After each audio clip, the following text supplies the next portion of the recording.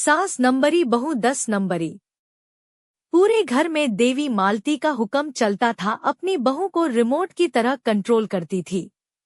चलो देर हो रही है, 12 बजे से पहले लड़की वालों के यहाँ पहुँचना है। हाँ हाँ चलती हूँ।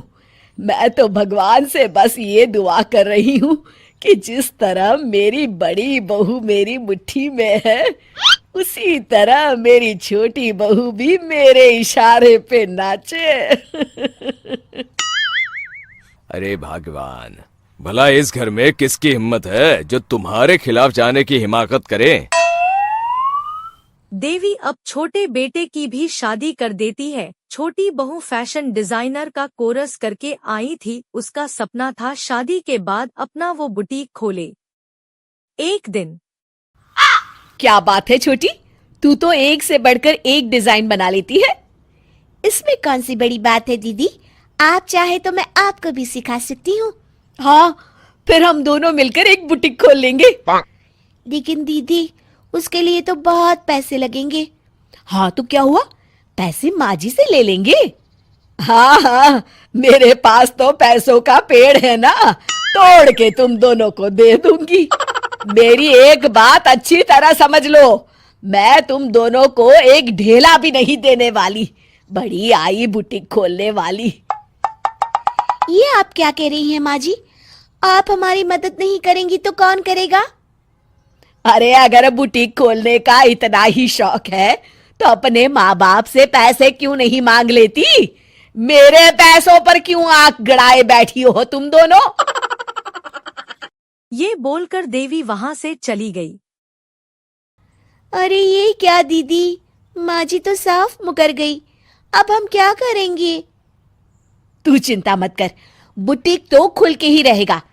कहते हैं कि घी जब सीधी उंगली से नहीं निकलता तो उसे उंगली टेढ़ी करके निकालना चाहिए। माँ जी अपने आप को समझती क्या है? पूरी सोसाइटी जानती है कि माँ जी ने अपनी सास को घर से निकालकर उनकी दौलत पर कब्जा कर लिया है। हाँ दीदी, अब तो जैसे को तैसा करना पड़ेगा। फिर दोनों मिलकर प्लान बनाती है।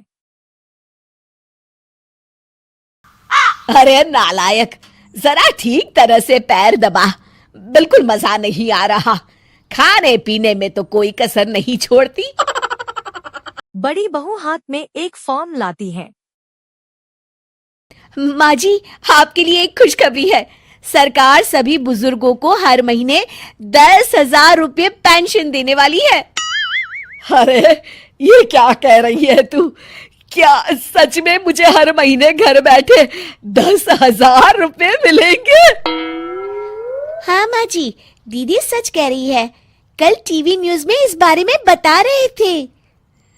बस आप ये फॉर्म पढ़ के इसे भर दीजिए और अपने दस्तखत कर दीजिए। मैं इन्हें ले जाकर जमा करवा देती हूँ। अरे नालायक, बड़ी कामचोर है तू। इस बुढ़ापे में कहा तुम मुझसे फार्म भरवा रही है, खुद ही भर ले। मैं दस्तखत कर देती हूँ। ठीक है माँ जी। बड़ी बहू बहुत चालाकी से फॉर्म के बीच प्रॉपर्टी के कागज भी लगा देती है और देवी के साइन करवा लेती है। कुछ दिनों बाद देवी अपने पति के साथ अपने किसी रिश्तेदार के पास 2 दिन के लिए जाती है। उसके बाद दोनों बहुएं घर पर कब्जा जमा लेती है। देवी जब वापस आती है तब अपने कमरे को ताला लगा देख गुस्से में आ जाती है। अरे नालायको, मेरे कमरे में इतना बड़ा ताला किसने लगाया है? माँ जी, ये कमरा तो मैंने अपने बेटे रोहन को दे दिया है और आज से आप बाहर कोने में जो छोटा कमरा बना है ना, वहाँ रहेंगी। अच्छा, मैं उस सड़ेले कमरे में रहूंगी है? तेरी ये कहने की हिम्मत भी कैसे हुई? और मेरी इजाजत के बिना मेरा कमरा देने वाली तू होती कौन है? लगता है तू भूल गई, इस घर की मालकिन मैं हूँ। तभी छोटी बहू आई। अरे माँ जी, आप इस घर की मालकिन नहीं हैं। अब इस घर की नई मालकिन हम दोनों बहुएं हैं। ये देखिए, इन प्रॉपर्टी के पेपर पर आप ही के दस्तखत है। अरे भाग्यवान, ये तुमने क्या कर दिया? दस्तखत करने से पहले एक बार ठीक से पढ़ तो लेती। अरे लेकिन मेरी बहुएं मेरे साथ ऐसा कैसे कर सकती है? अरे तो इसमें कौन सी अचरज की बात है? तुमने भी तो अपनी सास को घर से बाहर निकाल दिया था।